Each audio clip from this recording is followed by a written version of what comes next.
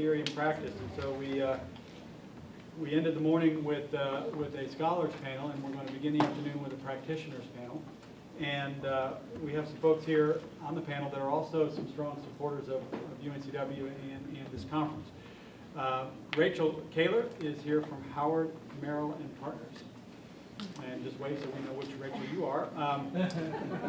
Hoop Morgan is CEO of the Forte Institute, and Sue Gardner is also critical to the executive team of that organization. And as you will note in the program, you'll see that they are a sponsor of the conference as well. Rachel Olson is an understanding wife and an independent author and writer. Justin Queen is a founder, right, of Blue Zeus Interactive Marketing, and he's also obviously in the program as a sponsor. And Allison Rankin is with the UNCW Office of Professional Education, and she's a great friend of the department and finds ways to sponsor our students when they work with her, and you'll hear more about that later. This panel was emailed a set of questions, and we're going to go through those, and some of them will relate more directly to different folks, and they've been encouraged to keep their answers short when it hasn't been a big part of their challenge. So we're going to go through those questions, and then we'll obviously turn it over to the floor and give you an opportunity to talk, and we'll go from there. So first of all, and we'll start with Justin and move this way for this question, and then we'll go the other way for other ones, and that way everybody's kind of not looking at each other and wondering who's next. Can you briefly describe your professional role and context, and summarize the biggest communication challenge associated with that role? Well, my role right now is president of the company, so let me back up for a second. Our firm is a full-service interactive agency, and my role as the president of the firm at this point is to make sure that we have a vision for the next 5 years of the company, and to make sure that we're bringing in the right people to do the right jobs and make sure everybody's moving in the right direction. My biggest communication challenge is to constantly find a way to help everybody understand and be able to communicate to each other what the vision of the company is, and to be able to communicate with each other to make the wheels on the bus go round and round, to continue to get us where we need to be. And that's oftentimes a bigger challenge than you think. I am a self-employed speaker and author. As such, I don't have a media team, a marketing team, an integrated marketing media team. I don't have any of that. It is just me, nor do I have a massive budget for that. There's one challenge. But my main challenge as a communicator is to find readers for my book. I have no way of seeing, tracking, understanding who it is that's buying my book. I don't know where they are. I don't know what their demographics are. So my challenge is to understand who my readers are, find them, and be able to communicate with them. How do I communicate with them? Mostly online, so that they develop a relationship with me and a desire to read future releases. The industry today, gone are the days when an author can sign with a publishing house and the publisher markets your book for you. Those days are gone. It's up to you, unless you're like a shoo-in to be an absolute bestseller. Lindsay Lohan would probably get a little marketing power from her book house, but for the average author, it is entirely up to you to find your readers and to communicate with them about your book. So that's my challenge. And in 2010, 316,000 books, new books, were published by publishing houses. And that's a lot of books. My book was one of 316,000 put out by publishing houses. So that's my challenge. And of course, there's over 1 million new books put out every year, non-traditionally, self-publishing and whatnot. So I'm trying to niche, carve out my niche with very little help. I'm an account coordinator for public relations and social media at a full-service agency. So we handle, interactive, public relations, social media.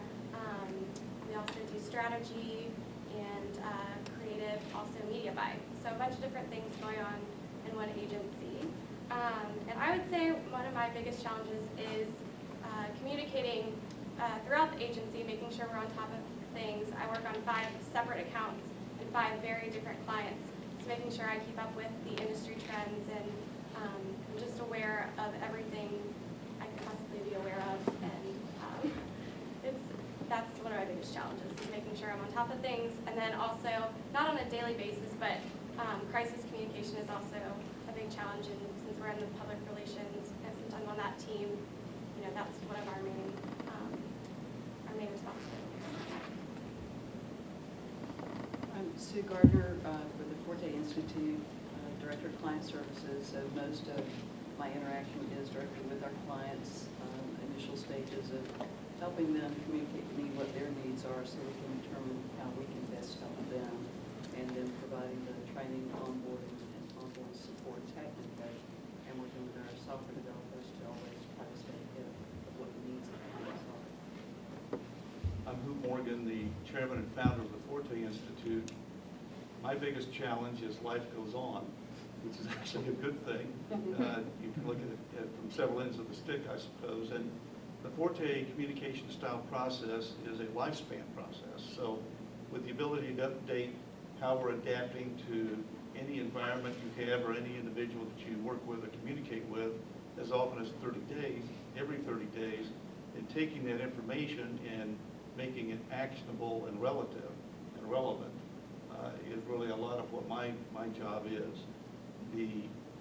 I listen with interest to several folks who are in marketing firms and PR firms now, and drop back with me, not everyone can in the room, but drop back with me to 1978, and I was the CEO of a marketing research firm based in Missouri and Arkansas. And this is really what began the Forte journey, in that you could have a phenomenal budget, you all know what I'm talking about. Mine is creative, and everything is just clicking, and then the customer goes into the client, and the people mix does not work out. The promise of the marketing is not met, and it's nothing you did. You did a great job with the PR. They came to the door, but what happened was that the communication between the individuals wasn't there, and that started the Forte journey, if you will, and beginning to understand individual strengths and how we adapt to each other. Forte is also unique in one other aspect, a big part of my job, and that is that it's not a once then done. It goes on, and so in terms of integrated marketing, if you don't have that people element at the end of the line, if you will, that can actually understand and communicate the marketing message that a lot of money's been spent on, then it's probably going to be a disappointment, ultimately for the client, which causes problems for all of us. Good afternoon. I'm pleased to be here. My name is Allison Rankin. I'm the Director of Professional Education here at UNC Wilmington, and my challenge is to increase the visibility of my one-person office. I'm tasked with meeting with people in the community, be they businesses, government entities, or the military, to identify their training needs primarily, and then to leverage staff and faculty expertise as a way to meet those. And that could be through a workshop, it could be through facilitating a strategic planning program, it could be through delivering and reporting on behavioral assessments that we do. So we offer a number of services, but I'm relatively unknown in terms of my office, both on campus and off, so I'm challenged with how to grow that image. All right, great, thanks. And again, with these questions that come up, if they're not something you have a great answer for, just say pass or tie your shoe or something. IMC attempts to promote coordination and synergy among various forms of strategic communication, such as advertising, PR, social media, etc., under the construct known as branding. How have you seen such efforts succeed or fail in your company or industry? Is there a key example that comes to mind? We can jump in anywhere. I'll just say this, the construct of a brand is obviously all the things that you just mentioned, and a lot of other technological communication advancements that don't even exist yet. I mean, there's always going to be different pieces of the puzzle that construct, brand communication, but the whole idea of a brand is to have some sort of a promise to your customers. Call it a brand promise. And it's fascinating to me as far as looking at how things can fail. You can spend so much time and effort working on all the individual pieces of communicating a brand promise from a social media perspective or from an advertising perspective, even a PR perspective. And something simple, when the customer actually gets to the store, breaks the brand promise. You know, maybe your Mercedes brand promise is, we have the most cutting edge, high-end cars, the most well-built luxury cars in the business. If you go to a Mercedes dealership and you take it for a test drive and it won't start, they just broke their brand promise. They could have spent $100,000 getting you there. So we've seen a lot of interesting cases where clients have what we call a product problem, and that's where they can't even meet the brand, they can't meet the commitment of the brand promise when the customer actually gets to them. So it's a complete waste of money and time for them to do anything above and beyond that. So that's a big way that can fail if not done right. Well, in the book writing and speaking industry, there's an expectation that you will brand yourself, and not just yourself, but the value that you bring to the consumer through your work. So it's not just about my book and what I have to say, it's about how that meets a felt need of yours. And so I obviously need to hire Justin because I need to figure out what my brand is. And that's something I'm working on this summer. To be honest, I'm resistant.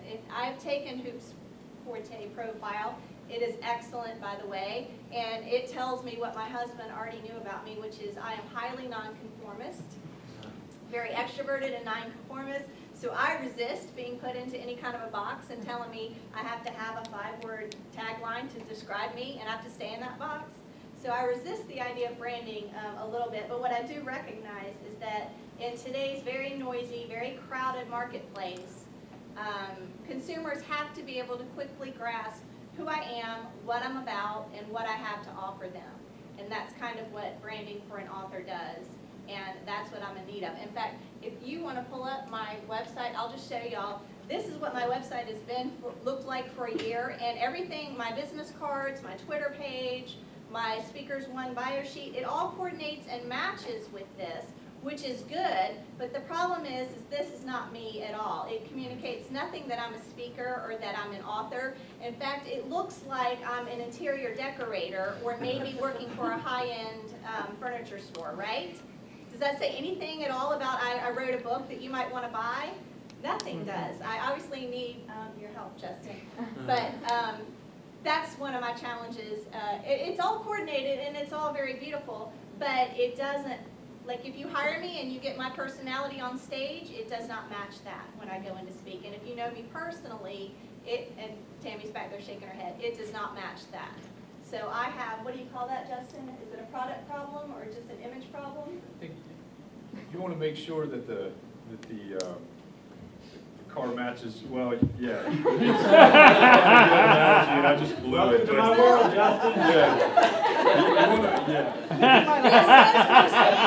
When you hire me, I'm actually more of a Porsche. That's my problem. You just experienced the last 5 Wednesday nights at our house.